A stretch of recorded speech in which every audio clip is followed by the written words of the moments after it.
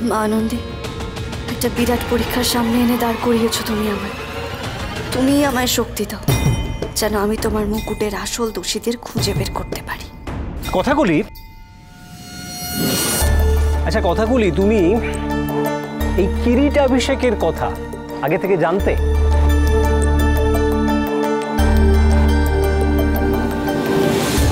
না, এই গুহ পরিবারে বিয়ে করে আসার পর আমি জানতে পারি। আচ্ছা, তার মানে বিয়ে হওয়ার পর তুমি এই কিরীটাভিষেক প্রথার কথা জানতে পারলে। তা কে এই বাড়িতে প্রথম তোমাকে এই ব্যাপারে জানালেন? তুমি হচ্ছে বাড়ির বড় বউ, তোমাকে মায়ের সেই কিরিট আগলে রাখতে হবে সারাটা রাত। তারপর ভোর হতে না হতে মায়ের মাথায় সেই কিরিট বা মুকুট পরিয়ে দিতে হবে। কর্তা দিদা। কর্তা দিদা মানে রেণুকা গুহ, তাই তো? হ্যাঁ। মানে উনি এবছর কিরীটাভিষেকের ব্যাপারে তোমাকে দায়িত্ব দেবেন, এ কথা বলেছিলেন, তাই তো? হ্যাঁ। মিলর্ড, কথাকলির নিজে থেকে এই প্রথার সঙ্গে যুক্ত হওয়ার কোনো ইচ্ছাই ছিল না, কারণ সে জানতোই না যে এই কিরীটাভিষেক বিষয়টা কি। তাহলে ওর কথা অনুযায়ী এটা আমাদের প্রত্যেকের কাছেই পরিষ্কার যে ওর ওই মুকুটের প্রতি কোনো ইন্টারেস্ট বা লোভ ছিল না। যে মুকুটটা কি, কিরকম দেখতে সে কোনোদিন চোখেই দেখেনি, তার প্রতি লোভ হবেই বা কেন? আর পুলিশ তো ওর জিনিসপত্র সব সার্চ করেছে, মুকুট তো ওর কাছে পায়নি। এবং গুহ পরিবারের প্রত্যেকের বিশ্বাস যে কথাকলি এই ধরনের কাজ করতেই পারি না, সে ওরকম মেয়েই নয়, বরং উল্টোটা।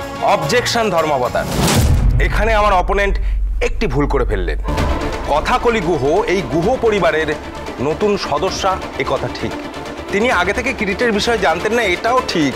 কিন্তু পরে যখন তিনি জানলেন যে এই কিরিটে দুটো মহা মূল্যবান পাথর বসানো রয়েছে, যার মধ্যে একটি লাল চুনি এবং অপরটি নীলকান্ত মণি, তখন তার অসৎ উদ্দেশ্যগুলো যে মাথা চাড়া দিয়ে ওঠেনি সে কথা কে বলতে পারে? এইটাই তো, এই পয়েন্টটা থেকেই বেরিয়ে আসতে হবে, এই পয়েন্টটাই রুল আউট করতে হবে আমাদেরকে। ইম্পসিবল। কেন যে মিস্টার সমীর ঘোষেনকে এফআইআরটা করতে গেছিলেন কে জানে। আসেন কর্তাবাবু, আসেন। মা আসেন আসেন আসেন আসেন, বসেন বসেন।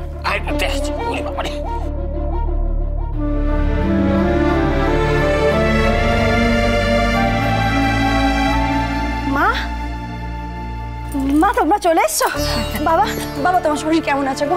তোমার কোমরে ব্যথা ঠিক আছে? আরে বসো না, তুমি দাঁড়িয়ে আছো কেন? আরে আশ্রমের ওনারা যা সেবা করলেন, কোমরের ব্যথাটা তা।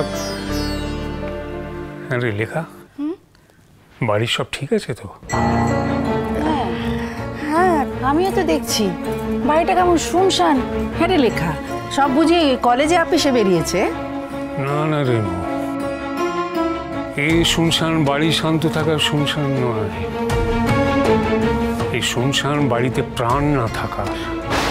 বলছি, ও বাবা চলো না, তোমার ঘরে গিয়ে একটু বিশ্রাম করবে, চলো। এতটা পথ এলে, এই দাদা বল না কিছু। হ্যাঁ হ্যাঁ, এতটা পথ এলে মা তোমরা যাও না, তোমাদের ঘরে গিয়ে একটু বিশ্রাম করো, তারপরে আমরা কথা বলবো। কথা ফাটাফাটি 5 দিন, 17 থেকে 21 এপ্রিল সন্ধ্যে 7টায় স্টার জলসায়।